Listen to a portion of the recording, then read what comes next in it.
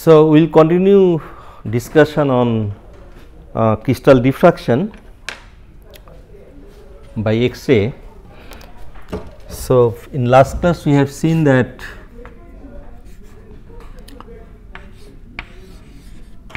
Bragg's treatment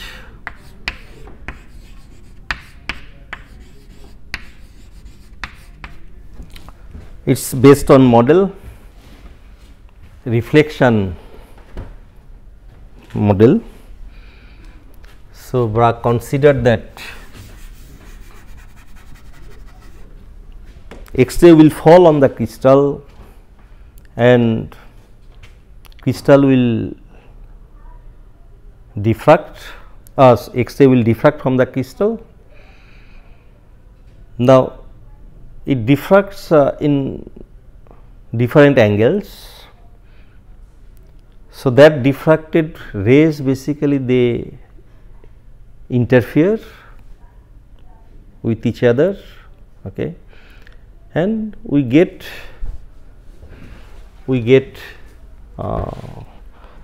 constructive interference, destructive interference. So, we get the basically the fringe, right. So, this that fringe is we generally express in terms of peaks, right. So, that I have shown you in case of grating. So, in Bragg treatment, considering the Bragg treatment, what we derived that condition for diffraction 2d sin theta equal to n lambda. So,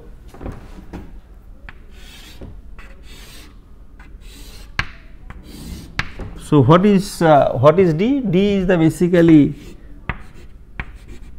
lattice spacing. So, these are parallel planes is the lattice spacing and theta is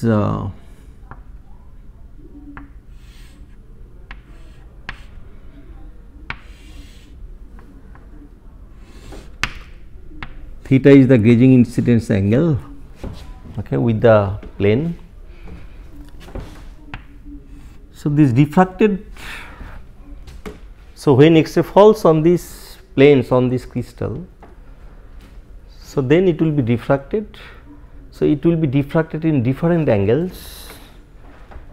So, then diffracted rays interfere and we get the interference effect, variation of the intensity due to interference. Okay. So, these diffracted rays is basically we will get in different direction, and we will get constructive destructive interference. Okay.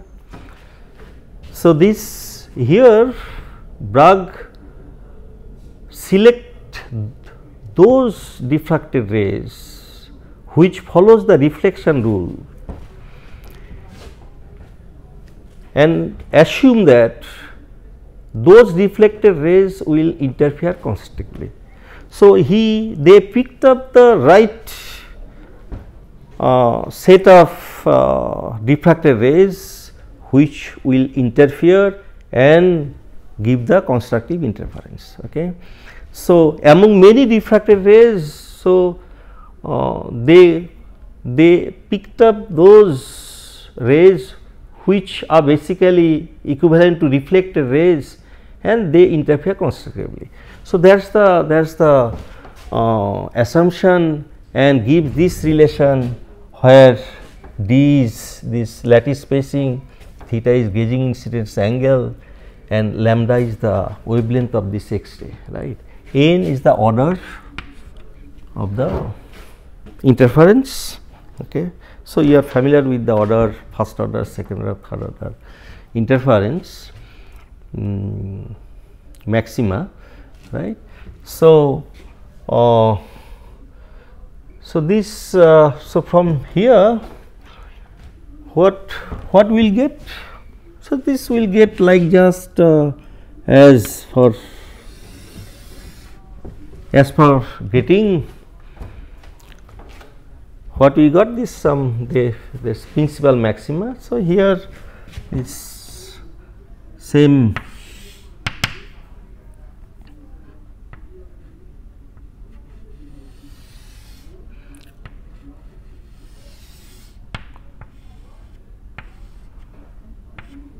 so here if it's angle, so at different angle, so I will not draw this one first. So if it is say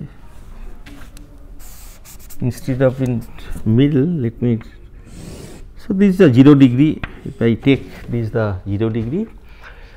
So now for a particular d, and if X-ray wavelength is also monochromatic, and if we choose a particular lambda. So say you are taking copper, from copper target, copper K alpha X-ray, its wavelength is 1.54 angstrom, right, and say you are taking a particular d. So if it is 100 planes, is HKL 100, HKL 100. So then these planes will be D 100, okay. Then sin theta equal to n lambda. So lambda is constant. So these also for a particular planes. So these also constant. Now when this equation, this relation will be satisfied, then we will get the peak. That is constructive interference, that peak will get. So what we will do, this we will vary theta, we will just change this angle. How to change angle, I will discuss. So we have to change the angle, and then for a particular angle, this relation will be satisfied. So this relation will be satisfied for a n equal to 1 first order, for n equal to 1 say first order,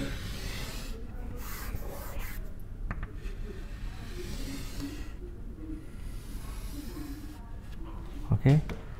And then if we continue to continue the change of angle, so we'll get the second peak, we'll get the second peak, we'll get the second peak, we'll get the third peak, right. Okay.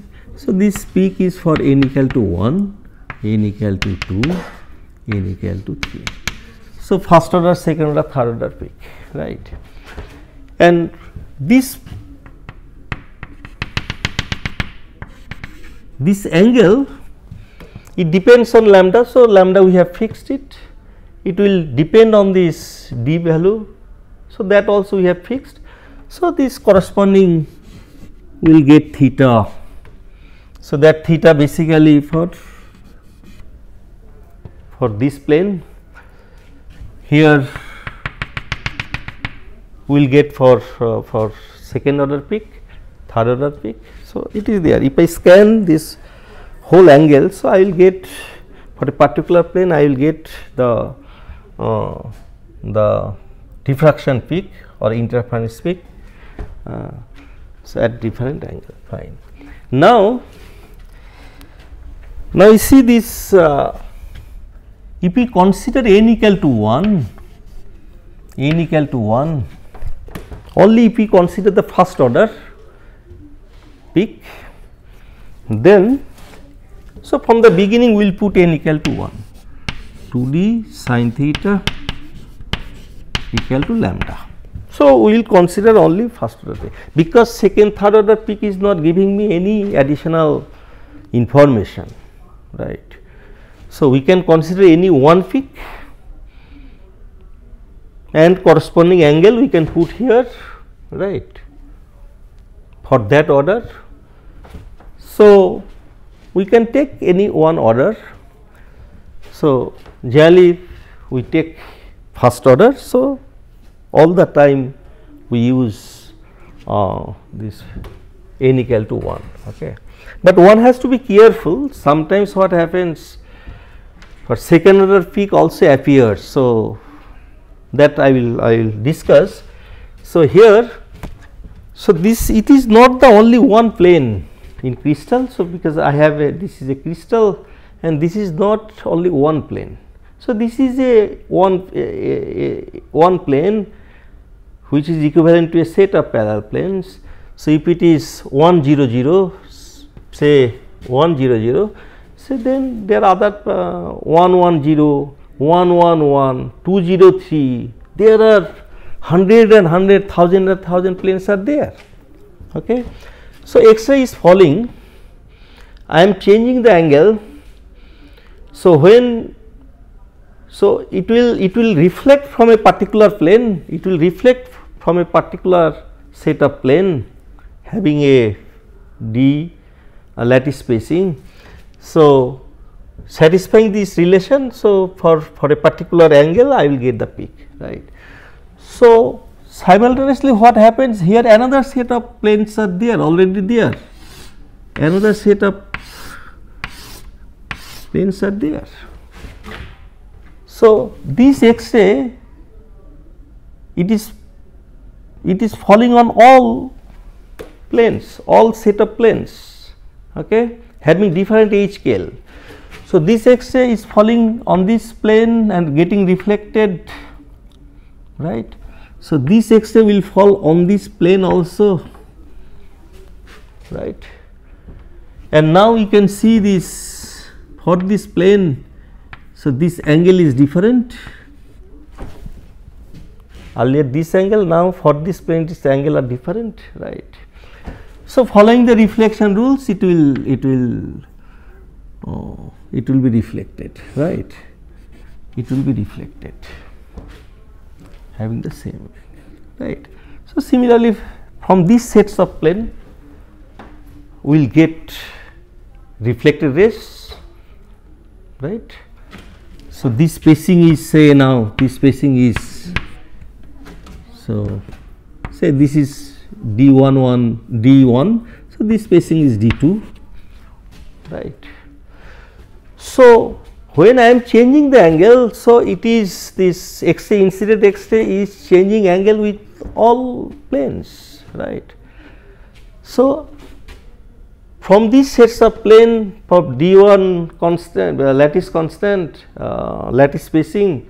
So, from this plane I will get peak at a particular angle when it will satisfy this relation, right. So, say this is the peak first order I am getting, and from these sets of plane lattice spacing d2 I will get the peak, first order peak for these sets of plane at different angle which will satisfy this relation. So, say I am getting here, okay. So, you may consider another sets of planes. So, this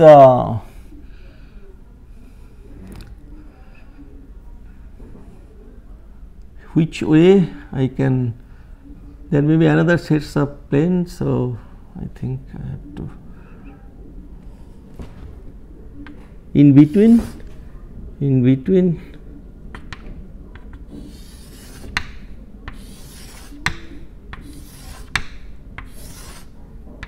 okay. So, another set. So, it is that the spacing is d3, the spacing is d3, right. So, continuously we are changing the angle, and then from all planes this X-ray are diffracted, right. So, depending on the d value, so this relation will be satisfied because lambda is constant, this relation will be satisfied at different theta. So, when at that theta we will get peak for a particular d value, right. So, this way we will get enormous many number of peaks which will for first order, which will basically the peak for a particular, each peak for a particular plane. So, say I will get the third plane, this third peak for D3. So, this is for D1, this is for D2 n equal to 1, this is for D3 n equal to 1, right. So, here we will get many first order peaks, each peak will basically indicating a set of planes, a set of parallel planes, a scale plane. Okay. So, but here one has to be just careful, here just I have drawn different order, generally we consider the first order only, but one has to consider that okay, at a higher angle sometimes this N2 second order may come, second order peak may come. So, we should not confuse with the whether it has come from different plane or it has come from same plane, but it is second order. So, that one has to be careful when analyze this X-ray data. So, that is so using this relation we can get peak, and each peak will correspond to a particular plane. So, I am just considering that only first order peak. So, I will not mention, if necessary then I will mention for other order, otherwise you may consider that only I am talking about the first order peak. So, we will get different peaks which corresponds to different planes. Okay. So, from that scan experimentally what you are getting? You are getting different peak, you are getting different peak. So, basically experimentally we are measuring the angle, diffraction angle or reflection angle, whatever, we are measuring the angle, and this lambda is known, we are measuring the angle theta, right. So, this from this relation then you will get d value, so that is lambda by 2 sin theta, right. So, I will get the lattice spacing d value. Now, d is related with the lattice constant. So, let us consider only simple cube. Okay.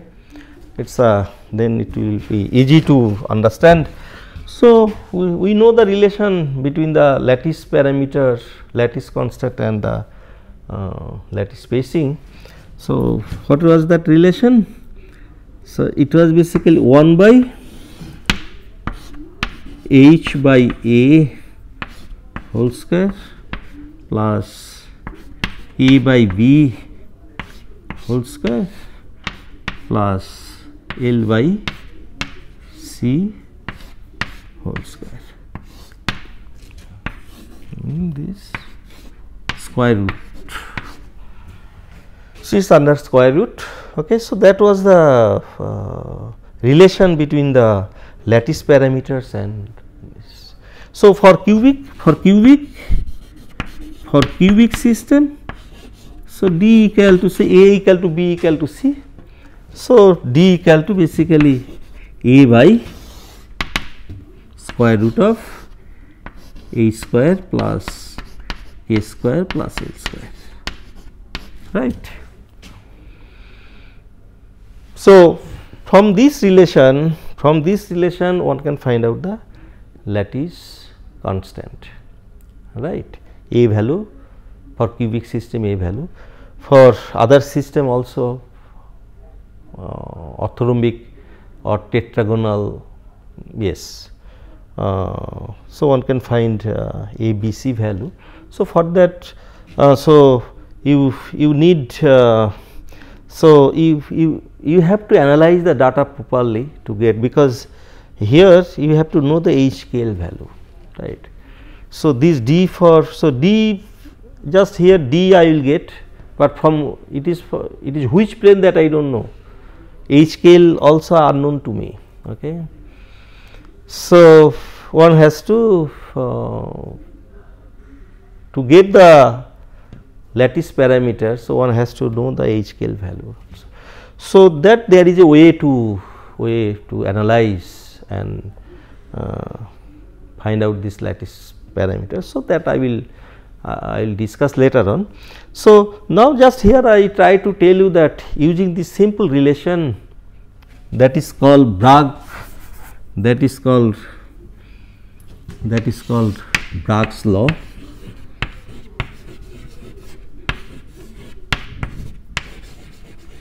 That is called Bragg's law, and Bragg's law, in case of Bragg's law, diffraction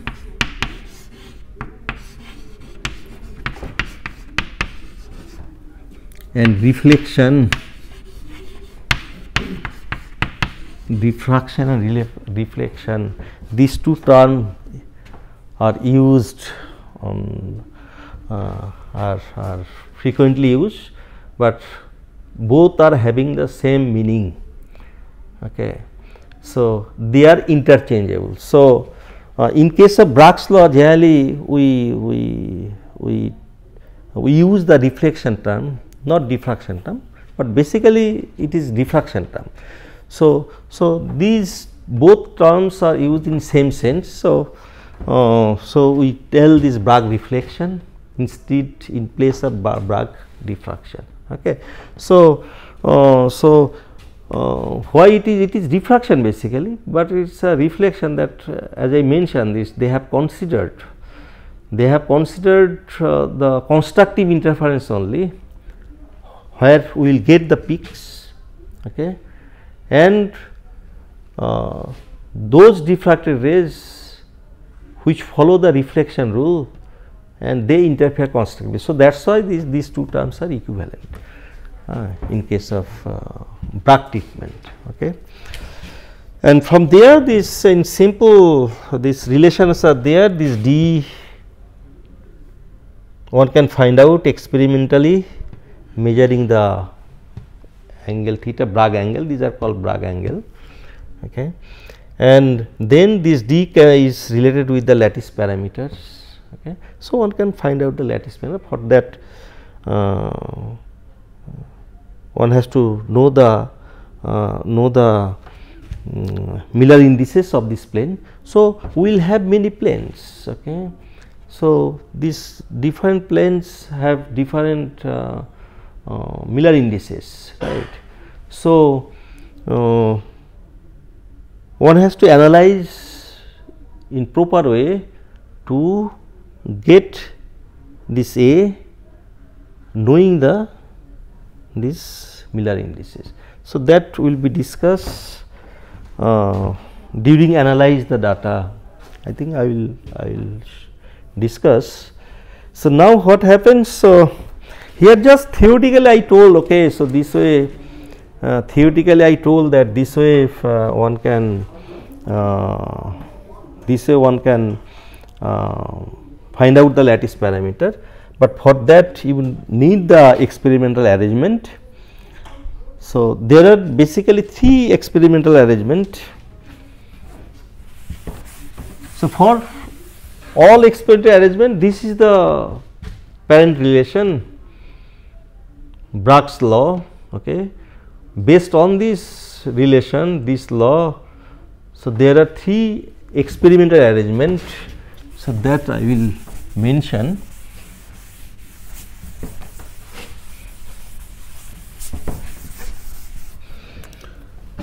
So I have basically 2d sin theta equal to lambda.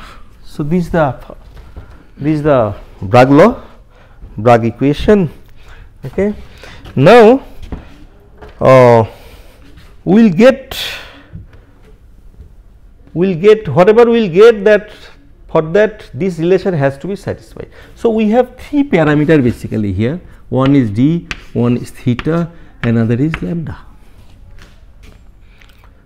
Our aim is to find out this d, right, and d again related with the lattice constant, right, a, b, c, etc., right. So this variable, mainly these two are, one has to vary, or one can be taken constant, other one can be varied.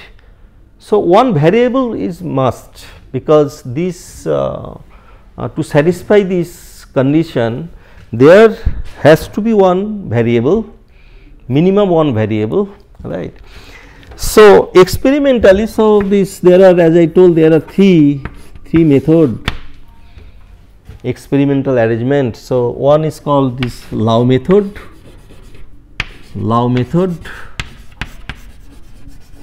one is called Lau method. So, in case of Lau method, theta is fixed,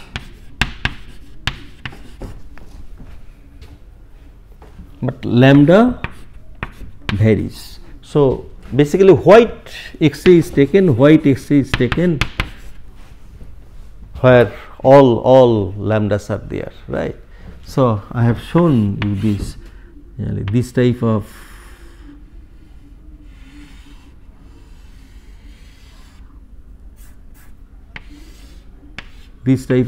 X-ray spectra, right.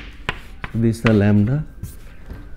So, all sorts of wavelengths are there. So, white light. So, lambda is variable here. In this method, lambda is variable. So, theta is fixed. Now, theta is fixed, yes, and now lambda is variable. So, d depending on d, okay, lambda is, so lambda will vary to satisfy this relation. Okay. The sin theta is having a fixed value. Now, for different d in crystal, what is there? Different d are there, right? Different sets of planes are there. Okay. So, to satisfy this one for d1, d2, d3, whatever, for each set of planes, for each set of parallel planes, for a particular d value, so it has chance to pick up the right lambda to satisfy this one. Okay. For another sets of plane, for d2 say, so it will pick up the another lambda to satisfy this relation. Okay. So, we will get peaks, or constructive interference for all planes in crystal. Okay. So, this is the Lau method, and second method is called rotating crystal method.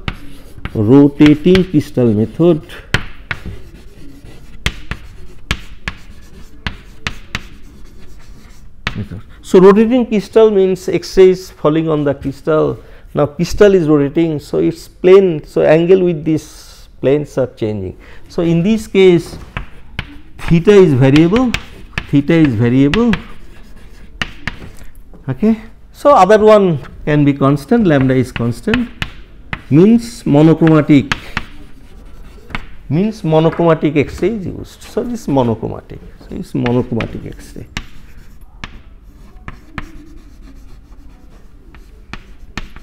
So, generally this K alpha, it has maximum intensity. So, that is generally is filtered from this white X-ray and used for this as a monochromatic X-ray. Okay. So, in this case, so crystal this is rotating with respect to this incident X-ray. So, now now crystal is rotating, this is the incident X-ray. So, angle with the planes will change. So, theta will vary, okay, lambda is constant. Now, for different d, so theta is available, okay. So, it will pick off a particular theta for a particular planes, okay. So, I will get again just due to the variation of this angle. So, it will at different angle for different planes, this relation will be satisfied. So, I will get again many peaks, okay. So, third one is called powder method. Third one is called powder method, okay. So, powder method means both these two are for single crystal.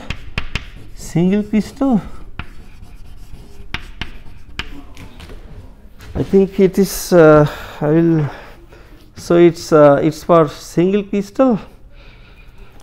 Whether I can show this.